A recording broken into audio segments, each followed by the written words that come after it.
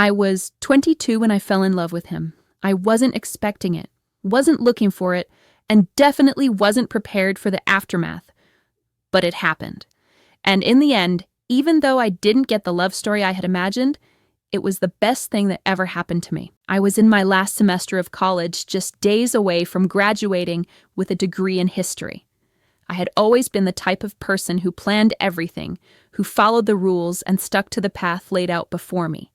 My life was orderly, predictable. I had dreams of becoming a professor, of traveling the world, of living a life that was meaningful. But I had no idea that love, with all its complexity and its messiness, would be the thing that would throw me off course in the most profound way. It all started when I joined a study group for one of my final exams. I had never been much of a social butterfly, always too focused on my books, too worried about keeping up with my academic responsibilities. But this time, I had to make an effort. I wanted to do well, and I needed to pass this class in order to graduate. So I joined a group of students who were studying together in the university library. That's when I first saw him. His name was Luke. He was a year older than me, studying business with a natural charisma that I couldn't ignore. He was the type of person who had friends everywhere he went. People seemed drawn to him. His laugh, his energy, his ability to make any situation feel lighter. I was struck by his easy confidence, the way he seemed comfortable in his own skin. At first, I didn't think much of it. He was just another student in the group. We exchanged a few words, but nothing more. But as the study sessions went on, I found myself looking forward to seeing him. It wasn't just his looks, though he was handsome in an effortlessly attractive way. It was something deeper, something intangible that I couldn't quite put my finger on. One day, after a particularly long study session, the group decided to grab dinner together at a local diner.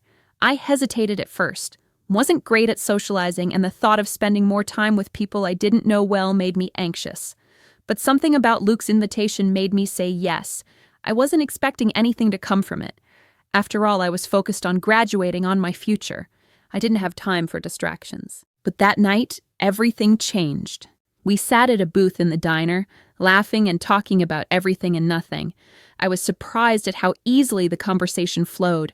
I had never felt so comfortable with someone so quickly. Luke had a way of making me feel seen, heard, and appreciated, something I hadn't realized I needed until that moment.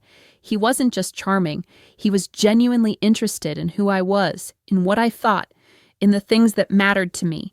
He made me feel like I wasn't just a girl sitting in a study group. I was someone worth getting to know. By the time we left, I had the distinct feeling that something had shifted. I wasn't sure if it was just the afterglow of an evening spent in good company, or if there was something more.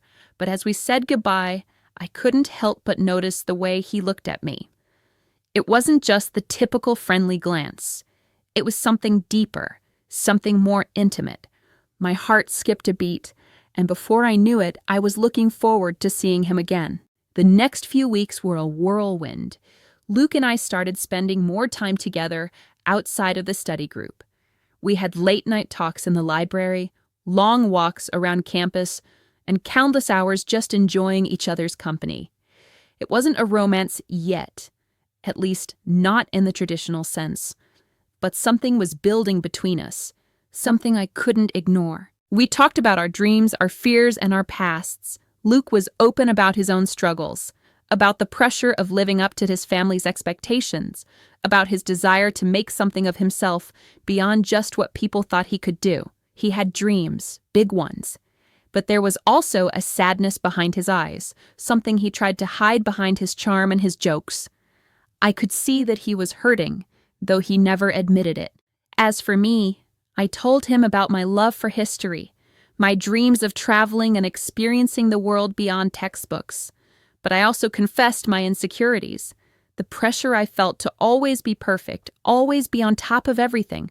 Luke listened intently, never judging, just understanding. One evening, we found ourselves sitting on the steps of the campus library. The soft glow of the streetlights casting a warm light around us.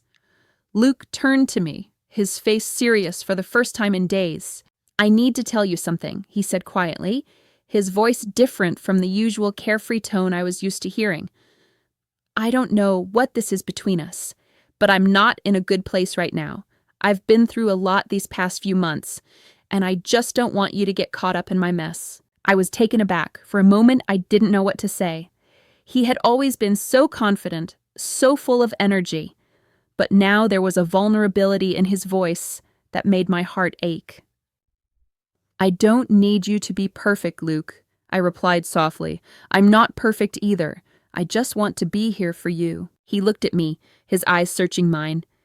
"But I don't want to drag you down. You're on your way up, and I'm just—" He paused, unsure of how to finish his sentence. "You don't have to carry everything alone," I said, my voice firm. "You don't have to protect me from the messiness of life. I'm here, Luke, if you'll let me be." He didn't say anything for a long moment, just stared at me with those deep, soulful eyes. And then, without warning, he leaned in and kissed me.